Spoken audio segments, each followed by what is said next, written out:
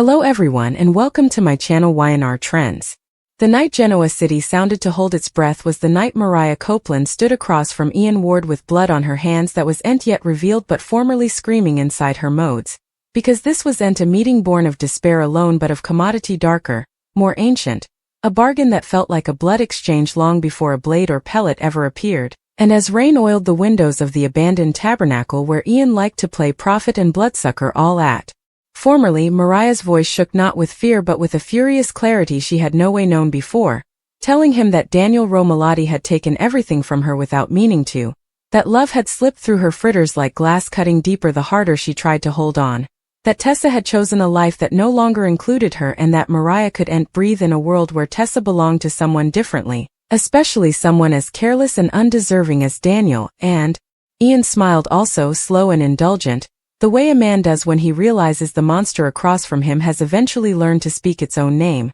because Ian Ward had always believed Mariah was fated to return to him in one form or another, if not as a follower also as a glass, and he asked her calmly what she wanted, knowing the answer formerly, knowing that the most dangerous words were the bones spoken vocally, and when Mariah said she wanted Daniel gone, not spooked, not ruined, not exposed but cancelled, the silence that followed was so thick it felt sacramental, like a oath being sealed in shadow, and Ian stepped closer, near enough that Mariah could smell the old cologne and spoilage of tone righteousness adhering to him, and he told her that murder was no way free, that blood demanded blood, that the macrocosm always kept bills, and Mariah said she understood, that she was done pretending she was better than the people who had shaped her, done believing she could overrun the darkness that had been sutured into her at birth, because every time she closed her eyes she saw Daniel's smile at Tessa, saw Tessa's hand resting over Daniel's as if it belonged there, and commodity inside her snapped with a silent laugh,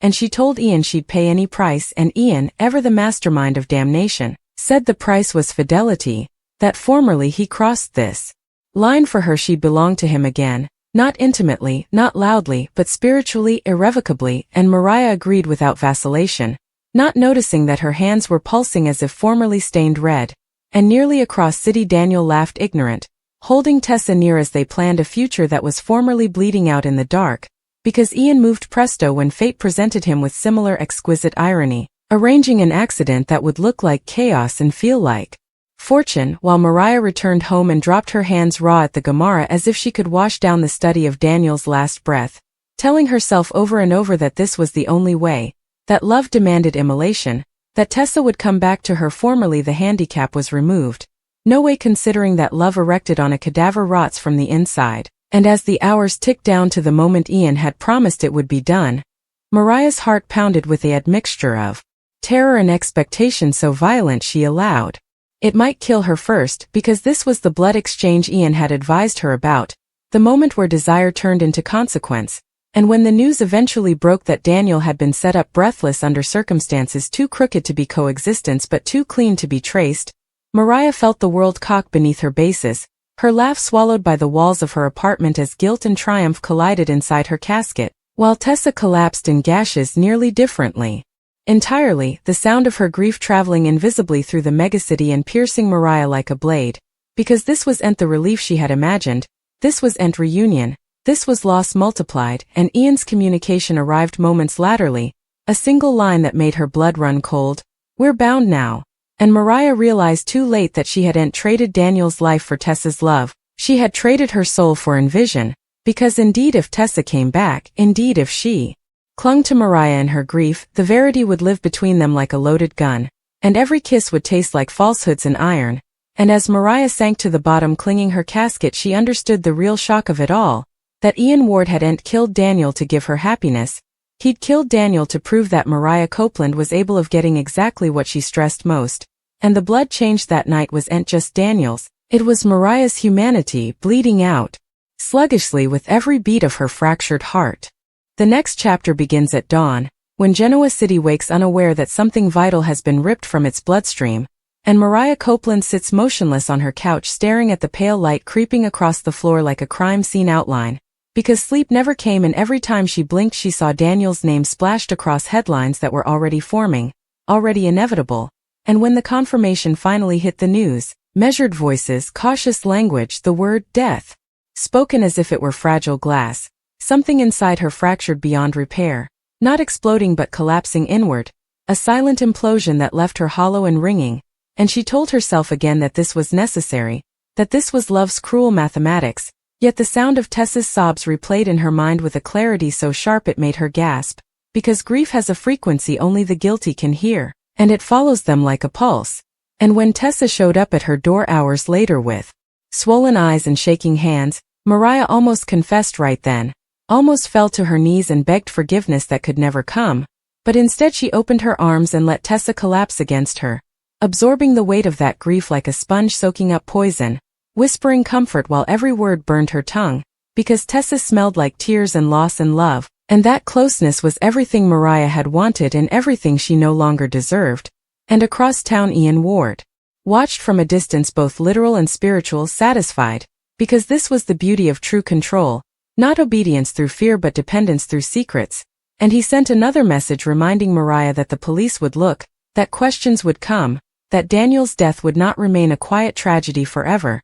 and that when they did, she would need Ian more than ever. While Chance Chancellor began pulling threads that didn't quite align, accidents that felt staged, timing too precise to be random, and though no name surfaced yet, a shadow loomed, and every step Chance took closer to the truth felt like a tightening noose around Mariah's chest, because guilt is loud when silence stretches too long, and as Tessa moved back in temporarily, unable to face empty rooms or unfinished songs, Mariah played the role of savior with terrifying precision, cooking meals, holding hands, promising safety, while internally unraveling thread by thread, knowing that the foundation of this reunion was a grave. And when Tessa finally looked at her one night and said she didn't know how she would survive without Mariah, the words landed like a verdict, because survival was exactly what Mariah had stolen from someone else. And that was when the nightmare started, blood soaking into snow, Daniel's voice asking why, Ian's laughter echoing like a hymn. And in the daylight Nikki noticed Mariah's hand shaking too much, Sharon noticed the distance in her eyes,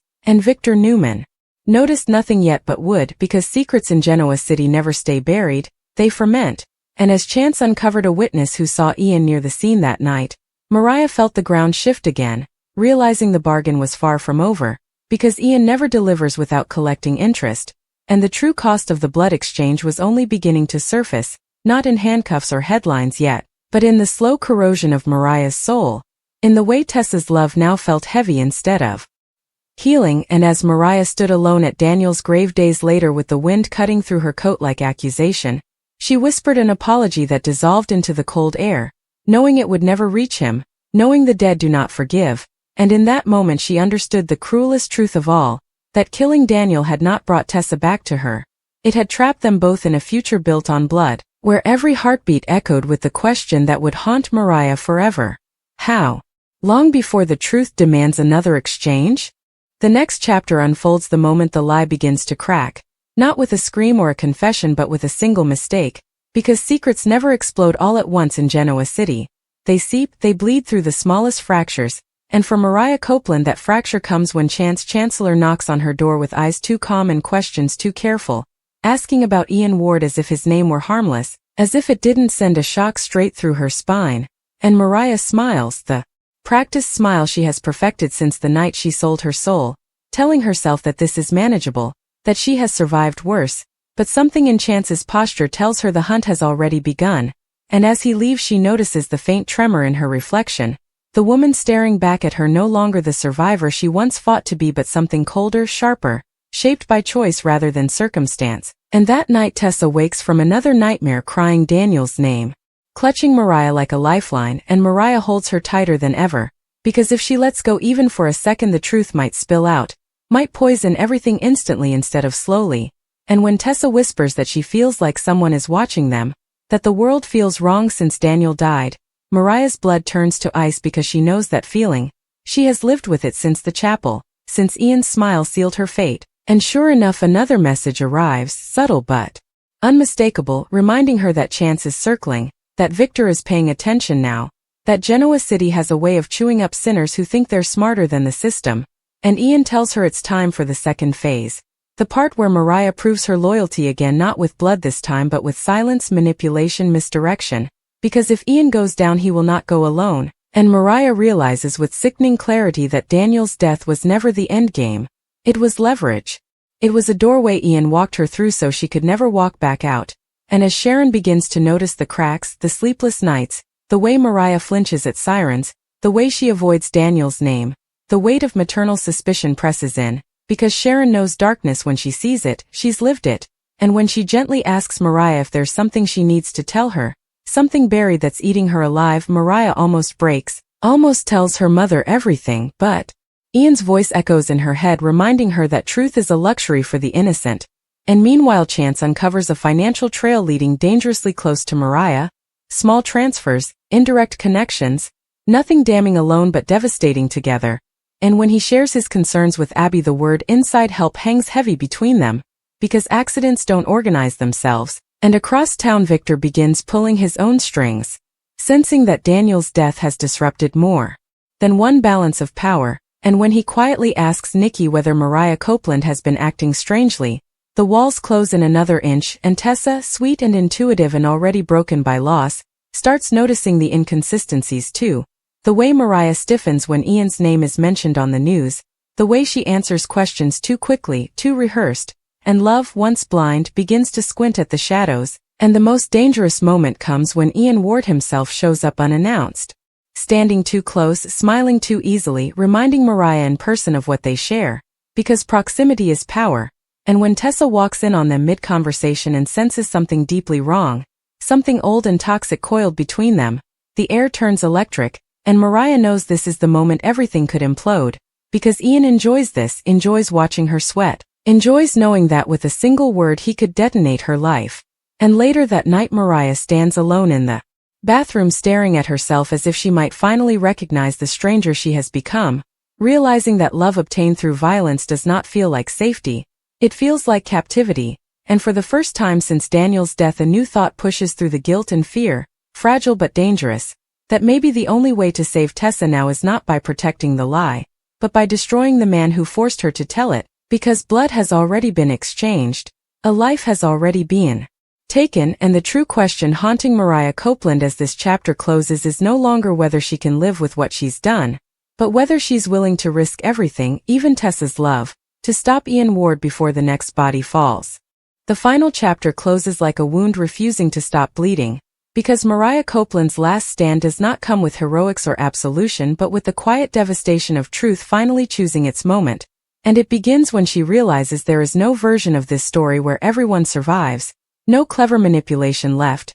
no shadow deep enough to hide in, because Ian Ward has already tightened the trap and Chance Chancellor is one step from proof, and the city itself seems to hum with expectation as if Genoa City knows a reckoning is due, and Mariah looks at Tessa one last time, really looks at her, the woman she loved so fiercely she mistook possession for devotion, sacrifice for salvation, and understands with brutal clarity that love does not survive lies like these, that whatever happens next will end them whether she speaks or stays silent. And so when Ian calls demanding one final favor, one final act of loyalty to ensure their secret dies with him intact, Mariah agrees. Not because she intends to obey but because this is the only way to get close enough to end it. And when they meet again in the same abandoned chapel where the blood exchange began, the air feels heavy with ghosts, Daniel's most of all, and Ian speaks confidently, arrogantly, convinced he still owns her, unaware that Mariah has already chosen the most painful path forward, because she tells him then that she's done running,